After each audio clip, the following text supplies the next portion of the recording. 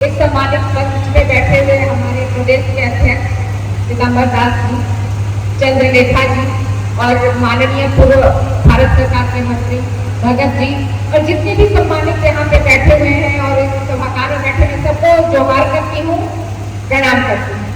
क्योंकि मंत्री जी को नहीं पता कि हम लोग किस मकसद से ये कलश यात्रा कर रहे हैं और अब के समय में मुझे खुशी है कि कम से कम यादव जाति को जान रही है कि ये यात्रा क्यों है, लेकिन अदर समाज को अभी भी पता नहीं है। मंत्री जी 1962 में चाइना के साथ हमारा युद्ध हो रहा था, तो हुमायूं रेजिमेंट के तहत एक चार्ली कंपनी थी जिसमें 124 लोग थे।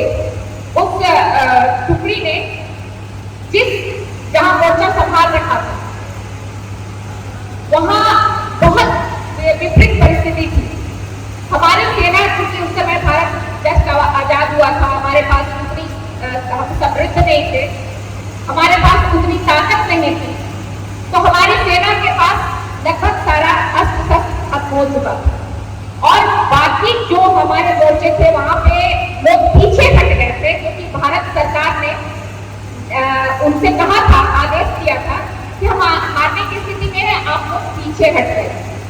लेकिन जहां हमारी सेना थी, ये हुमायूं रेजिमेंट की चार्ली टुकड़ी जो थी, इन्होंने पीछे हटने से मना कर दिया, बोला कि हम कैसे अपने घर में जाएंगे और चेहरा दिखाएंगे कि हम हार क्या रहे। सामने 3000 से भी ज्यादा चीनी सैनिक थे, हमारे पास 124 सैनिक थे, जिसमें से कई मारे जा चुके थे, लेकिन ये आगे बढ़ते रहे, बिना हथियार के आगे बढ़ते रहे, विपरीत परिस्थिति, विपरीत मौसम में आगे बढ़ते रहे। इन्होंने हाथों से बल युद्ध करके चीनी सेना को इस स्थिति में ला दिया कि उन्हें भगदड़ मच गया। उन्हें डर हो गया कि मात्र 120 लोग, 124 लोग हमारे 3000 में भारी है और लग रहा है कि और भारतीय सेना आएगी तो क्या स्थिति होगी।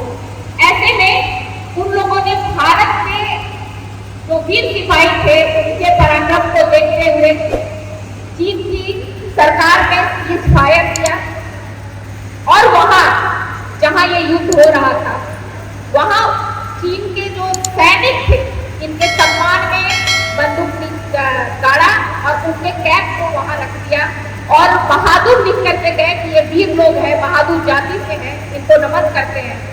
तो उसी जगह में फिर हमारी सेना ने अहिर धाम बनाया। आज भी रेजांगला में अहिर धाम है। दुख की बात ये है और हम लोग इस यात्रा पे इसलिए निकले हैं, इस कलश में हमारे जहाँ पे वीर शहीद हुए थे हमारे, उसमें सबसे ज्यादा उस टुकड़ी में सिर्फ यादव जाति के लोग, सबसे ज्यादा। सारा रेजिमेंट है, जाट है, सिख है, गोरखा है, सारे रेजिमेंट है, लेकिन अहिर रेजिमेंट आज तक नहीं है। और कोई युद्ध हो, कोई भी युद्ध, अभी पाकिस्तान के साथ सीमा पे बहुत खराब स्थिति चल रहा है, तनावपूर्ण है, रोज हमारे एक यादव सैनिक मारे जाते हैं। हम चाहे देश के भीतर हो या सीमा पे हो, हमारे बच्चे, हमारे भाई, हमारा बच्चा वहां जाता है, बहादुरी से लड़ता है और देश की हिफाजत करता है। हमारी बस एक ही मांग है कि हम मरने के लिए तो तैयार है, मिटने के लिए तैयार है, देश की रक्षा और सम्मान के लिए तैयार है, बस कंधे पे हमारा नाम चाहिए, हमें हक और सम्मान चाहिए। आज उसी सम्मान के लिए इस कलश में उन बहादुर सिपाहियों की मिट्टी है जहाँ पे वो मरे थे, वो मिट्टी इस कलश में भर के हम न्याय के लिए पूरे देश में घूम रहे हैं।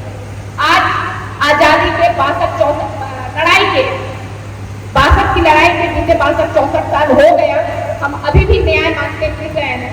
ये जागृति लाने के लिए है कि यादव समाज ही नहीं, समस्त समाज, जब देश की रक्षा की बात होती है समस्त समाज मिलकर करते हैं। अभी सोफिया गुरैजी थी तो क्या हम सब सम्मान नहीं कर रहे हैं? कर रहे हैं ना। तो इन वीर शहीदों के सम्मान में समस्त देश को खड़ा होना चाहिए और मैं यही से सर से भी निवेदन करती हूँ इस आंदोलन में आप भी हमारा साथ दें और उम्मीद करती हूँ कि जल्द ही सरकार हमारी मांग मानेगी। धन्यवाद। जय माधव, जय यादव।